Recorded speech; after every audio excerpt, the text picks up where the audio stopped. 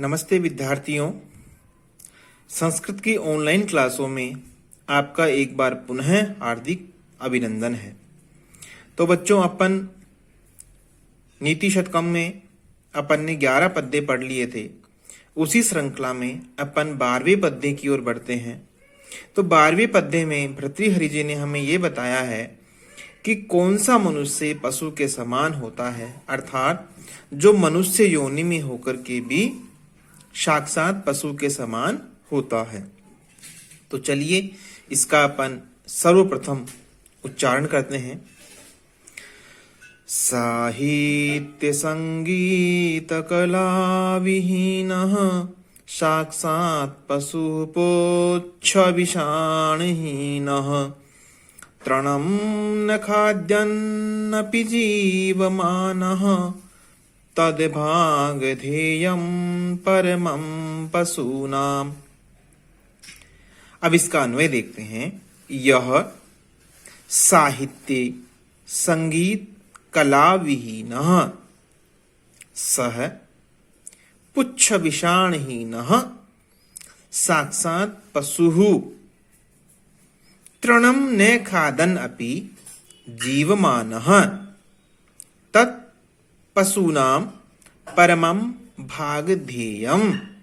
अर्थात इसका अपन अब आगे शब्दशः अर्थ देखते हैं।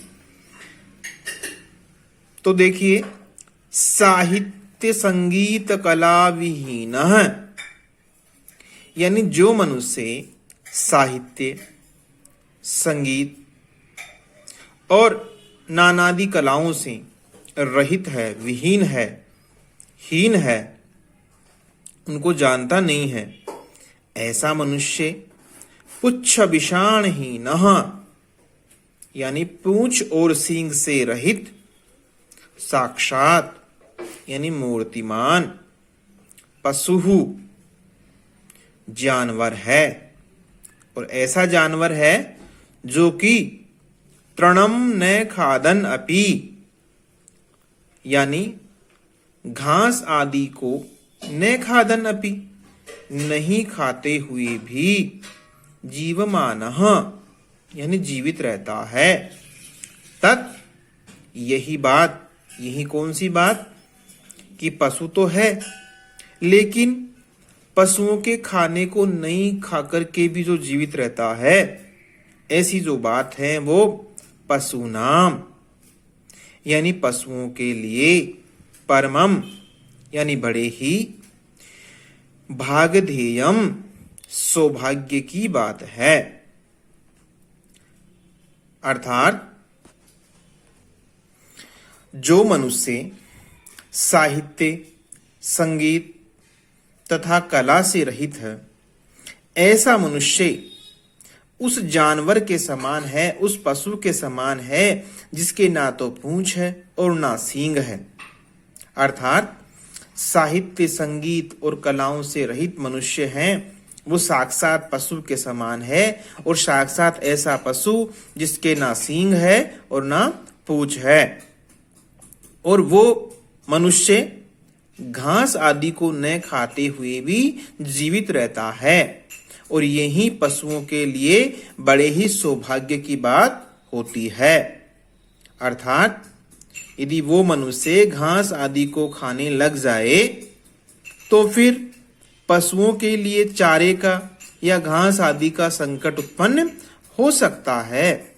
तो पशुओं के लिए सबसे बड़े सौभाग्य की बात यही होती है कि वो उनके घास आदि को न खाते हुए भी जीवित रहता है। और यही उनके लिए महान सौभाग्य की बात है। उपर्युक्त पद्य में बच्चों इंद्र वज्रा अलंकार, उपर्युक्त पद्य में बच्चों इंद्र वज्रा छंद, रूपक अलंकार, प्रसाद गुण और वैदर्भी रीति है। अगले पद्य की ओर अपन बढ़ते हैं। तो सर्वप्रथम अपन इसका उच्चारण करते हैं।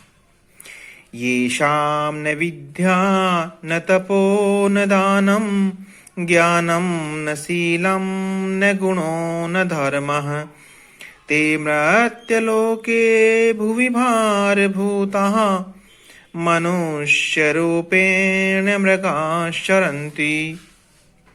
अब इसका अन्वय देखते हैं।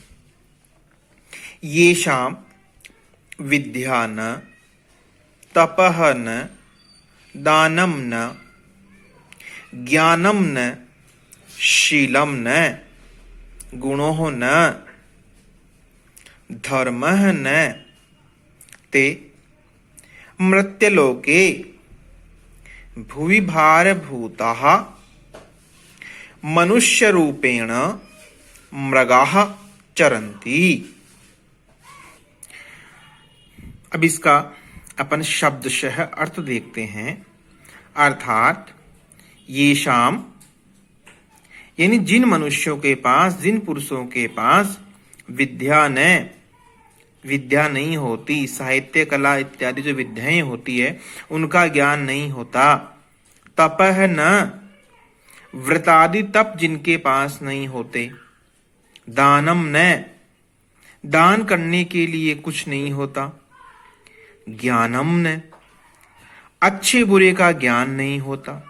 गुणम न, गुण न, और जिस मनुष्य में किसी भी प्रकार का कोई गुण नहीं होता।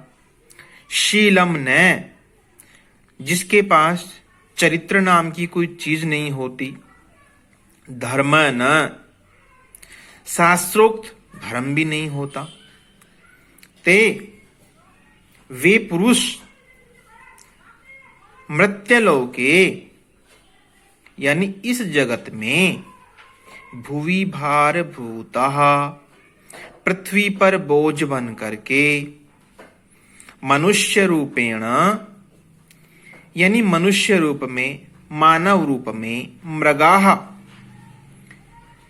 यानी पशु के रूप में चरंती विचरण कर रहे हैं। अर्थात जिन पुरुषों के पास साहित्य आदि जो कलाएं होती है, जो विद्याएं होती है, वो नहीं है। जिनके पास कोई किसी भी प्रकार का तप भी नहीं है, दान करने के लिए धन अन्न इत्यादि कुछ भी नहीं है, जिसको अच्छे बुरे का ज्ञान नहीं है, जिसके पास किसी भी प्रकार का कोई गुण नहीं हो, चरित्र जिस व्यक्ति में नहीं हो, धर्म जिस व्यक्ति में नहीं हो, ऐसा पुरुष इस जगत में, इस भूलोक में पृथ्वी पर बोझ बन करके और मानव रूप में जो पशु होते हैं उनके रूप में विचरण कर रहे हैं। अर्थात जिन मनुष्यों के पास ना किसी प्रकार की विद्या है, ना कोई तप है, ना कोई दान है, ना उनके पास चरित्र है, ना उनके पास धर्म है, ना किसी की सहायता करने के लिए या देने के लिए कोई दान है, ऐसा मनुष्य होकर के भी वो पशु तुल्य माना गया है।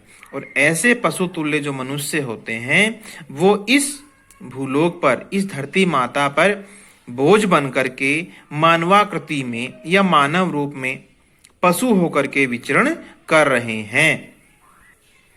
उपर्युक्त पद्य में उपजाति छंद, रूपक अलंकार, वैदर्भी रीति और प्रसाद गुण है।